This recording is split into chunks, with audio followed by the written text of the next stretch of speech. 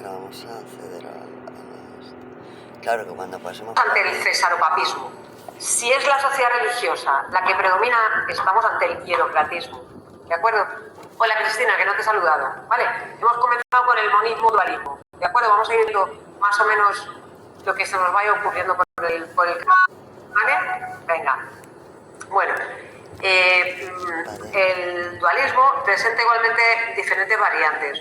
Las relaciones entre ambas pueden ser de un desconocimiento mutuo o de un respeto y una colaboración o no colaboración.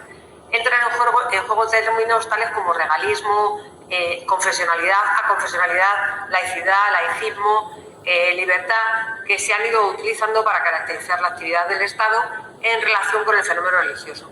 El monismo predominó en todo el mundo hasta el siglo XVIII y el dualismo pues a partir de entonces, ¿vale? Vamos a ver ahora lo que es el tema del el principio del... ¿de cuál íbamos a hablar ahora? Que se me ha ido la pinza. Del cuius regio eius religio. Digo, pues se me ha ido total. Venga, el principio, ¿vale? El cuius regius eius religios. Bueno, el luteranismo se desenvolvió a través de la lucha concluida con tratados de paz. En la paz de Augsburgo de 1555 se pactó que cada señorío tenía que seguir la religión de su príncipe, ¿vale? Si la paz de Augsburgo, que autorizó a cada príncipe a imponer su religión a sus súbditos, fue el asunto interno del imperio, la paz de Westfalia de 1648 extendió el principio cuius regio eius religio a prácticamente toda la cristiandad occidental. Fue la paz que puso fin a la guerra de los 30 años, la guerra religiosa del siglo XVII, que intenta consolidar el catolicismo. A partir de Westfalia, mientras perdura la teocracia islámica y oriental en el occidente cristiano, bueno, se borran definitivamente las huellas hierocráticas y cesaropapistas para ser sustituidas por el sistema de la confesionalidad estatal apoyada en la unidad religiosa de cada uno de los reinos europeos. Importante. ¿Qué es el significado de cuius regius eius religio? Pues que cada señor tiene que seguir la religión de su príncipe, ¿vale? Cada señorío tiene que seguir la religión de su príncipe. Eso es lo importante que tenéis que ver en el tema de este procedimiento. O sea, de este principio, ¿vale? Y luego, ¿cuál es el que queríamos ver más? Ana, ¿qué punto era?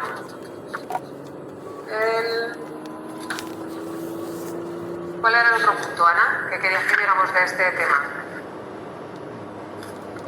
¿La doctrina de la separación entre la Iglesia y el Estado? ¿O cuál? Secularización. ¿Cuál es ese punto? Que no le veo yo el de secularización.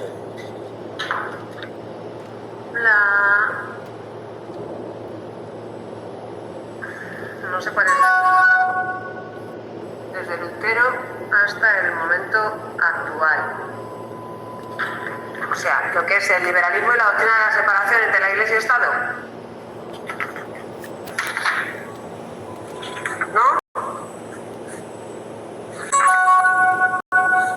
Evolución real de la separación Iglesia-Estado, claro, que es el punto 4.2, ¿vale?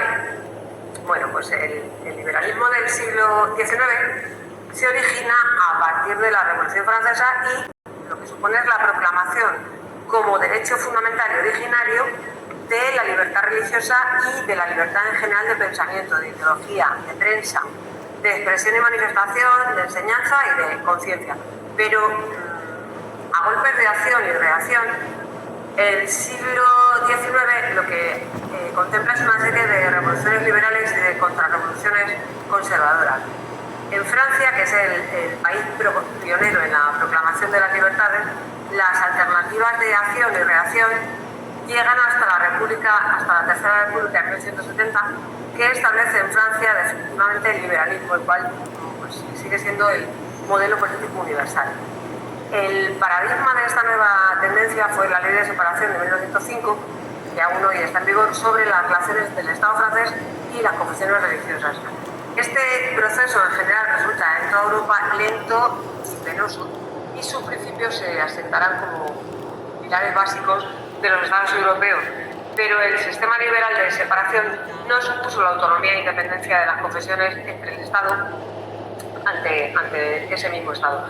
El proceso liberalismo, separatismo, laicismo alteró profundamente la ideología inicial de las primeras corrientes liberales. El Estado liberal se identifica como el modelo asumido por muchos países entre mediados del siglo XIX y la Primera Guerra Mundial, adoptando para todos los ciudadanos la libertad religiosa, pero reconduciendo el ámbito de esa libertad al propio de la conciencia individual. El Estado, además de establecer la separación entre lo estatal y lo religioso en su dimensión institucional, lo que intenta es borrar signos religiosos o confesionales en el ámbito público. La confesionalidad del Estado asumió en algunos países la neta oposición a todo lo religioso. Tanto la Iglesia Católica como la Anglicana y la Luterana no son proclives al liberalismo del siglo XIX, como demuestra la condena al liberalismo por Pío IX en el Sílabus de 1864, en la que se condena a aquellas formas de liberalismo que reducen la religión a la esfera de las conciencias, eliminándolas de toda presencia en la vida pública social, tal como pretendían las aludidas corrientes doctrinales que propugnan el nuevo confesionalismo estatal. Existía desde hacía siglos un instrumento de relaciones Estado-Iglesia, el concordato, un tipo de tratado o acuerdo frecuentísimo en la primera mitad del siglo XX, y la Santa Sede procuró regular un régimen de coexistencia para que todos los ciudadanos pudiesen vivir en libertad, cumpliendo sus deberes para con la Iglesia y con el Estado. ¿De acuerdo? A ver, ¿por qué no hacéis lo que os digo? ¿Por qué no hacéis como no sé, unas bolitas que tengáis en casa o cualquier cosa, o señalar un tema así en el libro y yo qué sé, la suerte, y vamos viendo alguna pregunta, ¿vale? No sé, o qué queréis que veamos más, a ver, del tema 2. Del tema 2, desde hasta objetivo de derecho de la Agenda del 20, desde primera enmienda hasta objetivo de 18 de la Agenda 2020 de Desarrollo Sostenible. ¿De qué tema me estás hablando, Ana? Porque es que no sé lo que me estás preguntando. ¿De qué tema es eso? ¿En qué tema estás? Tema 2.1 al 5. ¿Quieres que veamos el tema 2 desde el punto del 5? Bueno, pues venga, vamos a ver el tema 2. El punto 5, que es importante, es el tema de la vulnerabilidad, sobre todo la situación vulnerable de la mujer y toda esta historia, ¿eh? Creo que es importante eso. Los grupos, de eso sí que eso. ¿Lo de los grupos vulnerables no ha caído nada? Pues me suena que sí que ha caído alguna vez alguna pregunta sobre los grupos vulnerables. El tema de la situación vulnerable de la mujer o de... ¿no? No sé, me suena algo de esto, ¿eh? Pero bueno, no me hagáis mucho caso. Y lo mismo no es verdad. Vale, y me lo invento. Bueno, solo mencionamos en relación con el trabajo de los relatores. Pues venga, vamos con el tema 2, ¿vale? Bueno, vamos a ver entero el tema 2 y ya está, y así salimos de cualquier duda, ¿vale? Venga. Bueno, el primer proceso de formación de la libertad religiosa se produce con las declaraciones americana y francesa. Se produce la ruptura entre individuo y comunidad, entre iglesia y Estado. La religión pasa a ser un derecho de libre elección de las personas. La Constitución de Estados Unidos de 1787, en su primera enmienda, establece lo que es la libertad religiosa. En Europa, el origen de la libertad religiosa comienza en Francia con la Revolución Francesa, y la Declaración de los Derechos del Hombre y del Ciudadano de 1789. Nadie puede ser inquietado por sus creencias religiosas, puede hablar, puede opinar, ¿vale? Puede establecer lo que le dé realmente la gana. ¿Qué nos dice la Declaración Universal de los Derechos Humanos? Bueno, la Declaración Universal de los Derechos Humanos de 1948 de Naciones Unidas viene motivada por el escaso valor dado al ser humano con motivo de la Segunda Guerra Mundial. Se establece la libertad de pensamiento y de conciencia. Sin embargo, el término... ¡Ay, perdón! Espera un momento. Sí, que estoy en clase. ¿Qué? Que estoy en... lo sé, vale, que estoy en clase, que sí, venga, hasta luego, adiós. Perdonad, pero es que mi querida madre que se ha bajado conmigo hoy, pues me estaba llamando y por eso me ha asustado, ¿vale? Lo siento, disculpad. Bueno, continuamos con la Declaración Universal de los Derechos Humanos. La Declaración Universal de los Derechos Humanos del 48 de Naciones Unidas estaba motivada por el escaso valor que se daba al ser humano con motivo de la Segunda Guerra Mundial. Se estableció la libertad de pensamiento y de conciencia y, sin embargo, el término religión no se incorporó sino hasta que lo solicitó la Organización Judía Agudas de Israel en la Tercera Comisión de Derechos del Hombre. La utilización de los tres términos, pensamiento, conciencia y religión, suscita la idea de si se está regulando una o tres libertades distintas. Harper manifestó que no solo es un derecho a la libertad de creencia religiosa, sino también a la libertad de pensamiento y de conciencia. En palabras de Souto, se trata de una sola libertad individual o colectiva. A pesar de que algunos estados se abstuvieran de votar la Declaración de los Derechos Humanos, lo cierto es que se ha tenido como fundamental y forma parte del derecho consuetudinario internacional, pudiendo alegarse su incumplimiento en cualquier tipo de juicio. A ver, vamos a ver la reforma y contrarreforma. Vamos a ver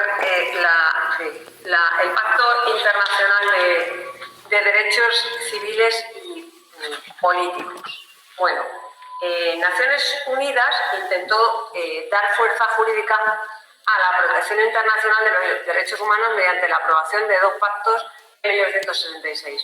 El Pacto Internacional de Derechos Civiles y Políticos y el Pacto Internacional de Derechos Económicos, Sociales y Culturales. En un principio, el profesor Basak entendía que todos estos derechos estaban interrelacionados y debían ir en un solo pacto. Sin embargo, en 1951, el Consejo Económico y Social sometió a la Asamblea General una propuesta de revisión y lo que se decidió allí fue la redacción por separado de ambos pactos que fueron aprobados finalmente en 1966.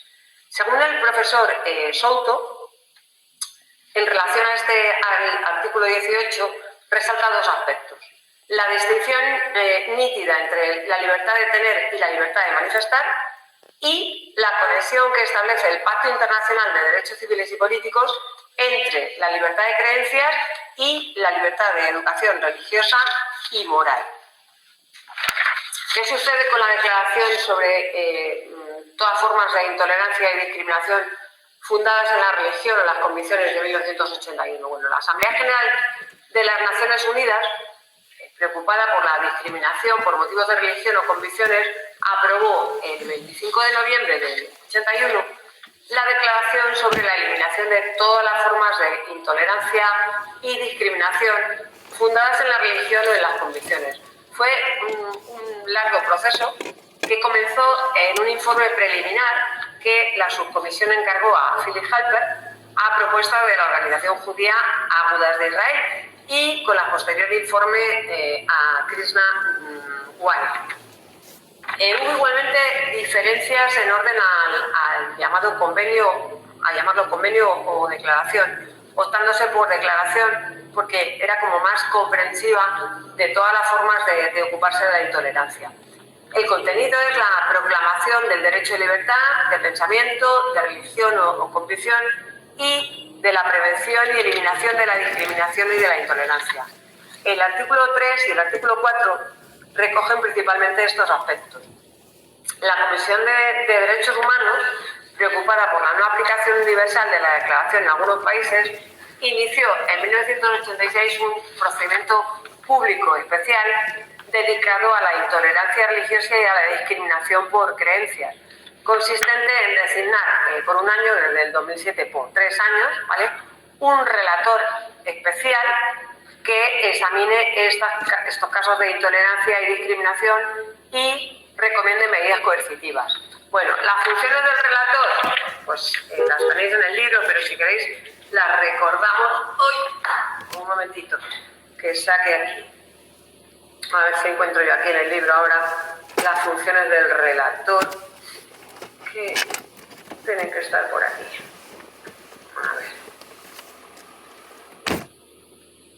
A ver, aquí. ¿Qué tipo de función? A ver, las funciones del relator son, bueno, tenéis que, hombre, no os tenéis que saber todas, pero sí que marcaros alguna, ¿vale?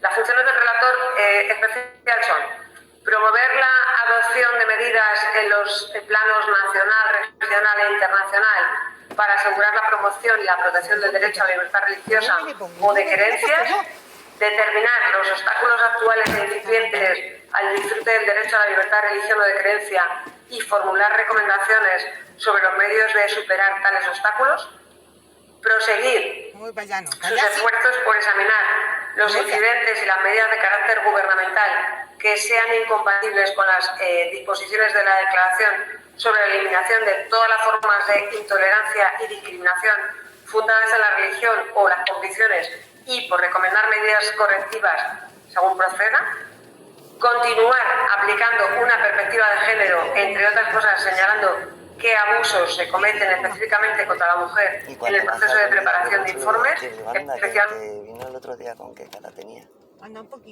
y las recomendaciones, ¿de acuerdo? Hombre, no os tenéis que saber todas, pero os repito, es importante que conozcáis varias, ¿vale? Bueno, pues hay que destacar la aprobación de directrices e instrumentos jurídicos que hacen referencia a esta cuestión, como son los derechos del niño y la Convención Internacional sobre la protección de todos los trabajos migratorios y de sus familiares. Grupos a los que se vulnera, bueno, pues tenéis aquí todo lo que se establece. El tema está en la situación vulnerable. El Baden, cuidado.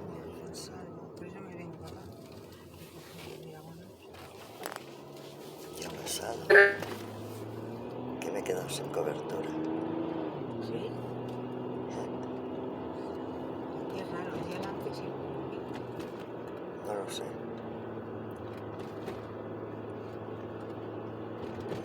Bueno, ahora veré qué es lo que pasa con la conexión.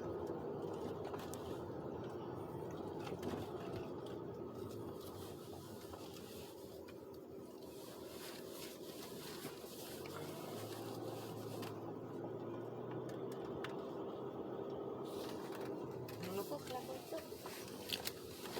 Tenía que haberla cogido. Sí, ahora la coge. Aquí arriba.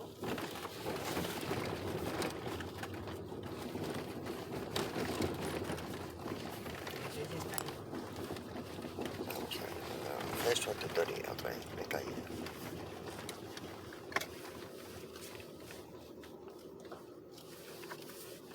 Aquí tenías que tener ya. Sí, pero es que está entrando. No sé lo que le ha pasado. Es que me he caído y me he quedado... Ahora ya está. De todas estas tradiciones que no dejan de ser verdaderos salvajismos, ¿vale? O sea, es una barbaridad. Después, grupos que también están con las personas privadas de libertad, que bueno, que por el hecho de que estén privadas de libertad no significa pues que haya que tengan que estar sufriendo vejaciones o maltrato o que se les impida su derecho, porque aparte de estar privado de libertad también se tiene otra serie de derechos, ¿vale? No solamente es eso. Refugiados igual en cuanto al trato que puedan percibir los niños por el tema de la Convención de los Derechos del Niño en India y en países pues que donde los niños que son a lo mejor con 6 años o 7 años ya están trabajando y no perciben ningún salario que sea equiparable, o sea que es una barbaridad. Dejan de estar escolarizados y se dedican a otras Ahora cosas. lo bajamos eso. Luego minorías étnicas o minorías religiosas por el tema trabajos migratorios, igual, ¿vale? Y luego en cuanto a la libertad religiosa y la Agenda 2030, bueno, la Agenda 2030 para el desarrollo sostenible se aprobó en 2015 con 17 objetivos de desarrollo sostenible y cientos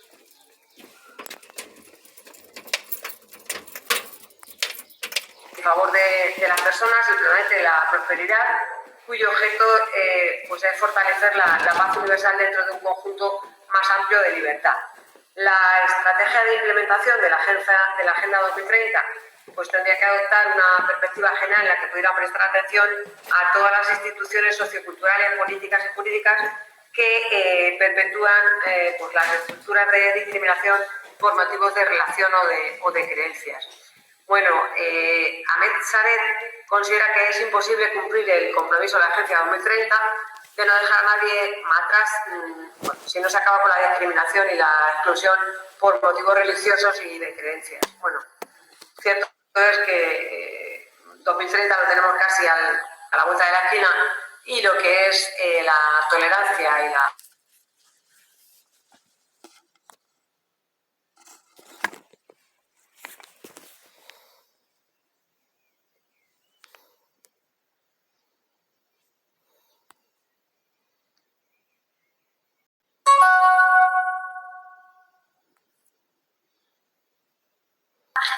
Pues, para que no sonara, pues ahora no me ha sonado.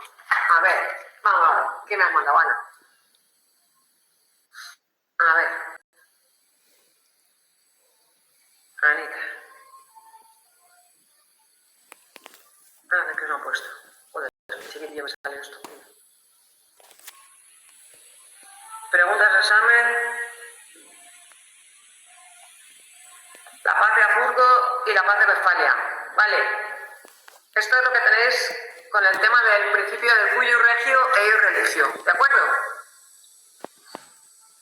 Coincidencia y diferencia entre el cultus populi... Hombre, no te lo voy a meter del emperador. Vamos, si os meten todo estas sí...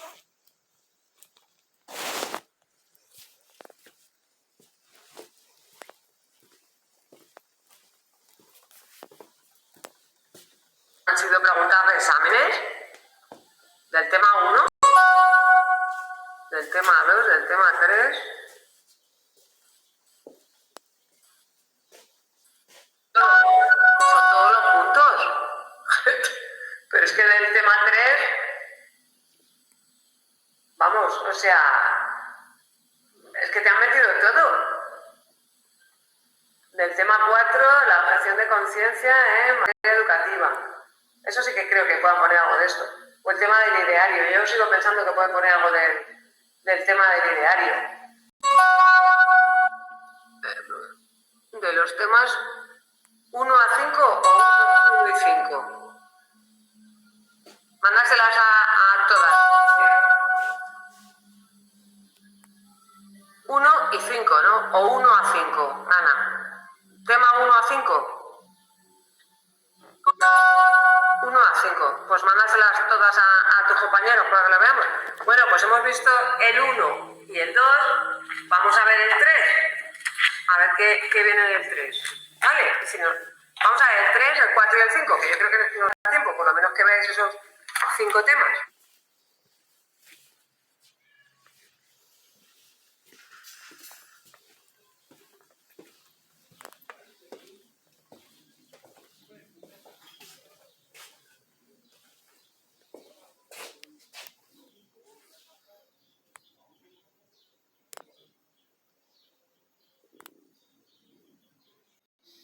Venga, vamos con el tema 3.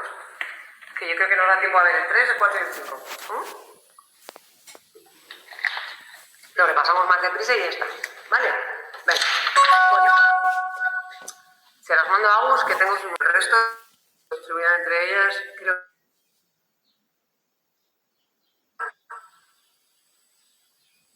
Cristina y Anita, ¿tenéis el teléfono de Agus? Sí. Anita Angelina, sí. Creo que sí, ¿no? ¿Y Cristina? Se la acaba de mandar a Agus. Vale, pues si tenéis el teléfono de Agus, mirad a ver, o si no, dad el teléfono a Ana para que os lo mande. Vale. Bueno, empezamos con el 3. Vamos a ello. Bueno, vamos a ver el sistema de relación de Iglesia-Estado en Europa, el derecho de la Unión Europea. Bueno, el primer reconocimiento de libertad religiosa se da con la Declaración de los Derechos del Buen Pueblo de Virginia en 1776.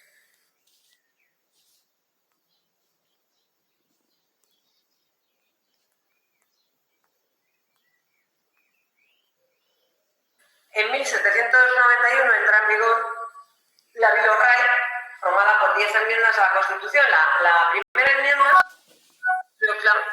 Vale, os estoy pasando el teléfono, venga. Ana, te han pasado el teléfono de Cristina, ¿lo ves, no? Pues mándaselo, porfa. A ver, en 1791 entra en vigor y el de Ana Angelina también, lo tienes ahí, ¿vale? Mándaselo, porfa. Bueno, como decía, en 1791 entra en vigor la Bill of Rights, formada por 10 enmiendas a la Constitución. La primera enmienda proclama la laicidad estatal y la libertad religiosa. En esta enmienda se recoge la imparcialidad en cuanto al trato de todas las entidades religiosas y la imparcialidad de los poderes públicos. Y dadme vuestro email. Vale, mejor el correo electrónico, ¿vale? Que así lo tiene mejor. Bueno, ok, perfecto. Venga, se recoge igualmente la libertad religiosa de los ciudadanos. Hay que significar que Estados Unidos tiene un sistema de common law donde la jurisprudencia del Tribunal Supremo es fuente del derecho. La 14ª enmienda incorpora la Free Exercise Clause. Esto sí que ha caído, Ana, ¿vale? Imagino que lo tienes ahí en tu sexto. Y la Establishment Clause, ¿vale? Que os pedirán que lo diferencie bien. La Free Exercise Clause establece libertad religiosa de los ciudadanos y la Establishment Clause es la neutralidad estatal en orden a la religión, que son de aplicación directa en todos los estados de Estados Unidos. ¿De acuerdo? ¿Qué ocurre con la libertad en el proceso europeo? Bueno, en Europa no ha existido una postura cívica en orden al tema de religión, como hemos visto en anteriores temas. El estudio del derecho de la Unión Europea sobre la religión se hace imprescindible por dos razones. Porque el proceso de integración supone un hecho histórico, dado que países del mismo entorno geográfico se unen con intenciones fundamentalmente económicas, y porque España desde 1986 forma parte de la Unión Europea y, por tanto, las normas de la Unión Europea forman parte de España, ¿vale? La libertad religiosa es un derecho fundamental. Sin embargo, los tratados constitutivos de la Comunidad Europea no contienen disposición relativa a derechos fundamentales. No es hasta 1969 que el Tribunal de Justicia de la Comunidad Europea, ante el caso Stauder, incluyó el principio del respeto a los derechos humanos entre los generales del derecho comunitario. Con posterioridad a 1976, ante el caso de Vivian Bright, que por un tema de religión no podía hacer un examen el viernes, obliga al Tribunal de Justicia de la Comunidad Europea a pronunciarse, no para que la cambien el examen, ¿vale?, pero sí para que reconozcan que la religión de la recurrente tiene que ser protegida por la comunidad. ¿Cuál es la incidencia en la Unión Europea de la Carta Europea de Derechos Humanos? Bueno, pues hasta diciembre de 2000, que aparece la Carta Europea de Derechos Humanos, se entendían como derechos fundamentales los que se recogían en el Tratado de Roma de 1950 por los miembros del Consejo de Europa, los derechos sociales recogidos en la Carta Social Europea y los de la Carta Comunitaria de los Derechos Sociales Fundamentales de los Trabajadores de 1989. En la Carta de Roma de 1950, los Estados miembros se obligan a respetarlos en sus territorios y a su protección ante el Tribunal de los Derechos Humanos, una vez agotados los recursos previstos en sus respectivos derechos nacionales. El derecho a la vida, la prohibición de las torturas y de la esclavitud, el reconocimiento de la libertad, de la seguridad. El artículo 9 de la Carta de Roma reconoce la libertad de pensamiento, de conciencia y de religión, lo que implica la libertad religiosa y la libertad de culto, tanto pública como privada. ¿Qué nos dice el Acta Única Europea, el Tratado de Maastricht y el Tratado de Ámsterdam al respecto? Bueno, la primera vez que un tratado alude a los derechos fundamentales es en 1986 con el Acta Única Europea, el mismo año que España se hace miembro de la Comunidad Europea. El Tratado de Maastricht del 92 crea la Unión Política de los Estados miembros. A partir de este tratado, se crea la ciudadanía europea. Los artículos B y F del tratado hablan del respeto y la protección de los derechos fundamentales. En el 96, los tratados constitutivos se reforman con el Tratado de Ámsterdam, que en él lo que hace es proclamarse de forma inequívoca el respeto a los derechos fundamentales. Sin embargo, conciliar las distintas regulaciones de los Estados miembros con el derecho europeo de libertad de conciencia es prácticamente imposible. Y así, su artículo 6 remite al Convenio de Roma del 50 y recoge dos medidas para hacer efectivo el respeto de estos derechos. Por un lado, la presión política, que establece que si algún Estado viola un derecho, se le harán recomendaciones adecuadas para su cumplimiento. Y por otro lado, la cláusula de suspensión. El Estado que viole un derecho podrá ser suspendido en alguno de sus derechos como miembro de la Unión Europea. En el Tratado de Niza se refuerza este mecanismo. El Tratado de Ámsterdam faculta al Tribunal de Justicia de la Comunidad Europea como órgano para garantizar este respeto. Se establece esto en la declaración número 11 que podéis ver si queréis en el propio libro, que es un poco extensa. En cuanto a la Carta de los Derechos Fundamentales de diciembre del 2000, bueno, la redacción de la Carta de los Derechos Fundamentales se inicia a instancia del Consejo Europeo de Colonia en 1999. La Unión Europea reconoce la Carta de Derechos Fundamentales el 7 de diciembre del 2000, tal como fue adaptada el 12 de diciembre del 2007 en Estrasburgo con el mismo valor jurídico que los tratados. Esto lo que hace es obligar a la aplicación por los Estados, las instituciones y el propio Tribunal de Justicia Europeo. El artículo 10 recoge la libertad de pensamiento, de conciencia, recoge también la objeción de conciencia. Sin embargo, al remitir a las distintas leyes nacionales, deja vacío de contenido el supuesto reconocimiento de la objeción de conciencia por parte de la Unión Europea. ¿Qué dice a su vez el Tratado de Lisboa? Bueno, si en los anteriores tratados hemos dicho que no se aludían a la separación de Iglesia y Estado, en el Tratado de Lisboa se va a más al hablar de cooperación con la Iglesia y confesiones. Y así, en su artículo 16, se reconoce que la Unión Europea respetará el estatuto. Respetará el estatuto reconocido en el derecho interno de cada Estado a las iglesias y comunidades religiosas, así como a las organizaciones filosóficas y no confesionales. A lo largo esto traerá problemas, dado que lo que hace es chocar con los mecanismos de control propios del derecho de Estrasburgo al que se encuentra adherido a la Comunidad Europea. ¿Cuáles son los modelos de relación en los países de la Unión Europea? Bueno, pues aunque sea de un modo simplista, vamos a analizar dos grandes grupos: los modelos de Iglesia-Estado y los modelos de Estado laico. Modelos de Iglesia oficial. Pues nos vamos a referir a los estados en los que se considera la Iglesia como propia, sometida al Estado. Hay que diferenciar entre los países nórdicos, Inglaterra y Grecia. Países nórdicos, bueno, pues, hay un reconocimiento en su constitución de una Iglesia de Estado. La Constitución danesa proclama en su artículo 4 la Iglesia evangélica luterana como Iglesia nacional y es obligación del monarca la pertenencia a esta Iglesia.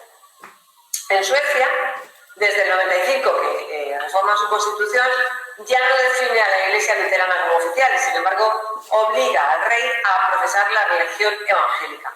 Quedan excluidos del trono los que no la profesen, ¿vale?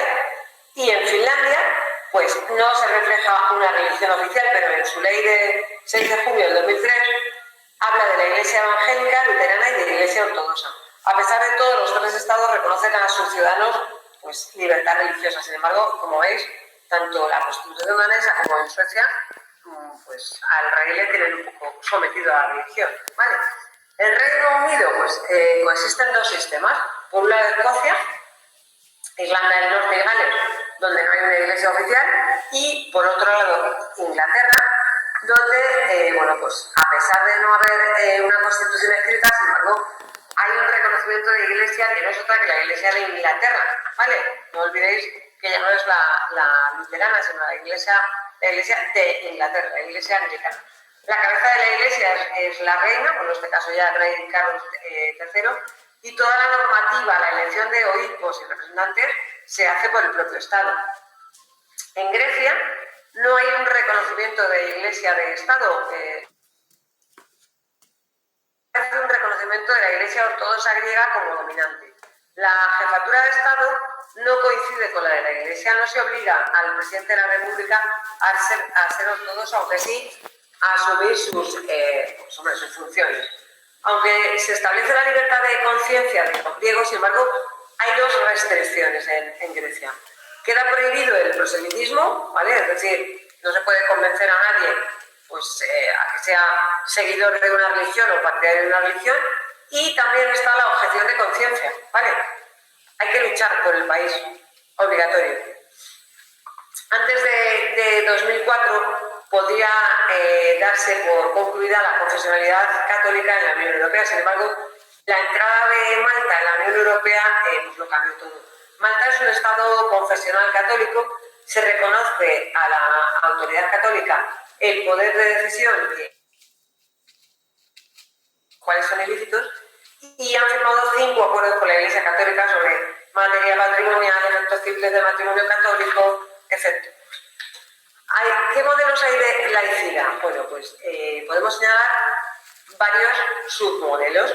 Una laicidad estricta, como se da en Francia, y una laicidad en sentido amplio, como puede ser Italia y Portugal, y pues los modelos tendentes a la pluriconfesionalidad, como sucede en Alemania. También es verdad que debido pues, al gran número de emigración que tuvo Alemania, y hay infinidad de religiones de todo tipo. Bueno, estados laicos. Francia, en su artículo 1 de la Constitución, establece que Francia es un estado laico. En 1905, la ley de separación de Iglesia y Estado abolió el concordato de 1901 y, sin embargo, continúa vigente en Alsacia, Lorena y Mosela. Se garantiza la libertad ideológica y religiosa. En Irlanda, a pesar de su mayoría católica, lo cierto es que las confesiones religiosas pues, se encuentran separadas del Estado y tienen derecho a autogestionarse. Y no se menciona ninguna religión como del Estado. Portugal, Italia y España pues, tienen un pasado confesional, como sabéis. ¿Vale? Italia, por su proximidad al Vaticano, pues tiene numerosos acuerdos con la Iglesia Católica. A pesar de no tener una religión de Estado, lo cierto es que la Iglesia Católica es la que tiene mayores beneficios que sobre el resto de las religiones. En Portugal y España pues tienen idéntica situación que Italia, a pesar de ser estados laicos, pero la verdad es que España igualmente tiene infinidad de tratados con el Vaticano, ¿vale? Alemania, Austria, Luxemburgo, Bélgica y Holanda son claramente pluriconfesionales con total libertad religiosa. Bueno, pues ahí la mayoría son laicos. Los países del bloque del Este no optaron por una legislación de prohibición absoluta, a excepción de Albania, en el que las prácticas religiosas se consideran alta tradición. Bueno, ya sabéis que Albania es un país que, no sé, creo que tiene pocos visitantes, ¿vale? Tanto República Checa como Eslovaquia plantean una neutralidad aparente, aunque ninguno se declara confesional. Lo cierto es que hay muchos rasgos de pluriconfesionalidad que a veces derivan en lo que es una confesionalidad. Por ejemplo, Polonia, si bien se declara confesional, sin embargo tiene firmados numerosos acuerdos con la Santa Sede. Si tenéis oportunidad de ir a Polonia, yo he estado en Polonia y la verdad que os sorprendería la cantidad de iglesias y de gente que practica la religión católica. El tema del Papa Wojtyła, que todavía tienen allí como estatuas y fotos y murales dedicados a él, pero es cierto que es un país que es laico, pero sin embargo creo que la mayoría de la población es católica. Bueno, al igual que República Checa, Eslovaquia y Polonia, Letonia y Hungría proclaman en sus constituciones la libertad de conciencia y la separación de Iglesia y Estado. Sin embargo, la Constitución polaca recoge la cooperación Iglesia-Estado. Igual libertad de pensamiento se recoge en la Constitución lituana. Croacia, como miembro de la Unión Europea en el 2013, reconoce igualmente esta libertad religiosa y de pensamiento, y sin embargo la religión católica aparece como una religión privilegiada. Y el tema de Chipre, creo que también ha salido, si no tiene ahí Anita en alguna de estas, creo que en alguna ocasión, creo recordar, Chipre ha salido en un examen. Bueno, Chipre ingresa en la Unión Europea en 2004 y existía una división de dos comunidades nacionales, la greco-chipriota y la turco-chipriota. El artículo 2 de su Constitución determina la pertenencia a una de las dos comunidades. Los que pertenecen a la Iglesia Ortodoxa griega serán los greco-chipriotas y los que sean islámicos pues son los turco-chipriotas. Los que no se encuentran en ningún grupo tienen que optar por uno de ellos, o greco-chipriota o turco-chipriota, ¿vale? O bien eres ortodoxo o bien eres islámico, ¿de acuerdo? En conclusión, que los estados tienden a la laicidad, si bien con valoración al derecho a la libertad religiosa y a la colaboración con las diferentes religiones, ¿vale? Vamos al tema 4, que no sé si nos va a dar tiempo, pero vamos deprisa y vamos a ver, ¿vale? Bueno, la confluencia de tres culturas. Durante un prolongado tiempo viven en España pues, la religión católica, la religión judía y la religión islámica. Y lo hacen bien. Desde la romanización, la religión católica es la oficial de la monarquía española. La invasión islámica en el 711 rompe la unidad religiosa concentrando los restos del reino visigodo de Toledo en el norte hasta que a partir del siglo XI comienza la reconquista. Hay que diferenciar entre los mozárabes, que son los cristianos que viven en el territorio islámico, los mozárabes, que son los musulmanes que viven en los reinos cristianos junto con los judíos, y esta situación se mantiene hasta mediados del siglo XIV y bueno, pues culmina con los reyes católicos que llevan a cabo la expulsión de las minorías religiosas y el establecimiento de la Inquisición. ¿Vale? Bueno, sabéis el Tribunal de la Inquisición, es que no quiero meternos mucho en este rollo, bueno, el Tribunal de la Inquisición lo que se estableciera para controlar la pureza de la religión, ¿vale? Y es un órgano totalmente intolerante. Vamos a ver el impacto de la Ilustración, lo que es el regalismo, ¿vale? Que esto sí que ha caído. Bueno, la Ilustración es un movimiento racionalista que propone ciertos criterios de tolerancia religiosa. Se mantiene la confesionalidad y, sin embargo, el Estado fundamenta su naturaleza en la soberanía nacional. Se relaja la persecución por causa de conciencia, decrecen así las actividades de la Inquisición. El control del poder absoluto alcanza a la Iglesia mediante ciertos instrumentos regalistas como son el jus patronatus o real patronato sobre el nombramiento de cargos eclesiásticos, también ha caído, y el exequatur o pase regio para control y vigilancia de normas eclesiásticas, que también ha caído, ¿vale? O sea que esta pregunta tenéis que verlo. Vale, para regular todas estas cuestiones se concluyen concordatos y el Reino de España. Con Carlos III se produce la expulsión de los jesuitas, que lo que hace es acreditar la nueva postura del poder secular. ¿Qué sucede con el constitucionalismo español? Bueno, vamos a pasar un poco de soslayo porque es que si no, no me da tiempo, ¿vale? Bueno, en primer lugar tenemos la Constitución de Cádiz, que es anterior a la Constitución de Cádiz está de 1808, que es una constitución otorgada por el bonapartismo que tuvo una mínima incidencia, ¿vale? La de Constitución de Cádiz de 1812 es una constitución liberal que está inspirada en la soberanía popular, la división de poderes y la libertad y la igualdad. Se suprime la Inquisición y tiene lugar la desamortización eclesiástica, ¿vale? Hay una confesionalidad sociológica y una confesionalidad doctrinal, ¿de acuerdo?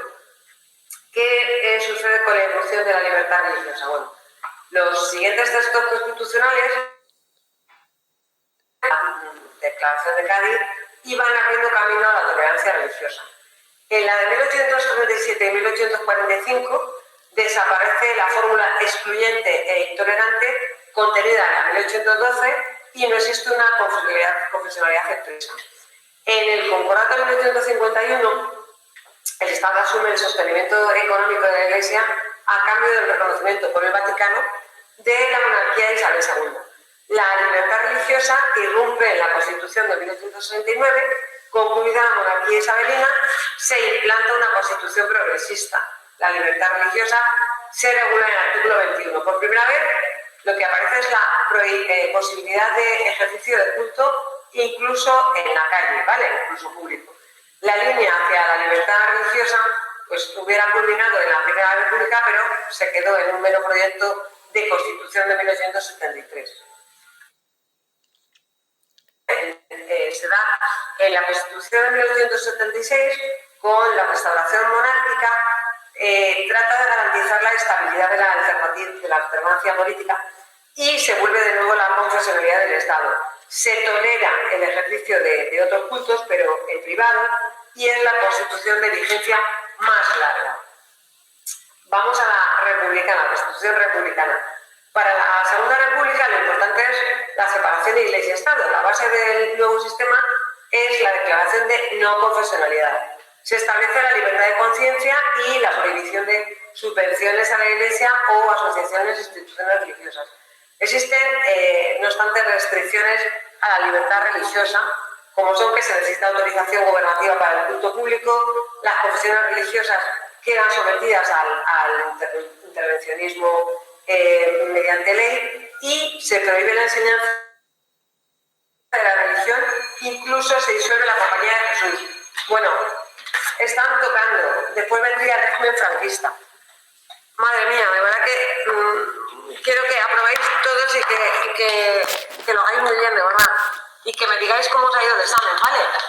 Que me mandéis un correo o un WhatsApp o lo que sea y me digáis que os ha ido bien, por favor, ¿vale? No, que estéis tranquilas, ¿vale? Que lo vais a hacer muy bien, de verdad. Que lo vais a hacer bien, ¿de acuerdo? Y que además tenéis la pesca aprobada, con lo cual, pues oye, podéis jugar ahí con las preguntas, ¿vale? Que lo desarrolléis un poquito, ¿vale? Un poquito. O sea, no seáis tan escuetos como en los exámenes hemos sido, ¿vale? Hay que desarrollarlo. Eso sí, teniendo claras las ideas, ¿de acuerdo? Y de verdad, buenísima suerte, ¿de acuerdo? Que la vais a hacer bien. Bueno, ¿cómo os ha ido? ¿Vale? Venga, feliz verano, que no te el verano, ¿vale? Muchas gracias. Un besazo. Hasta luego. Un beso. Hasta luego.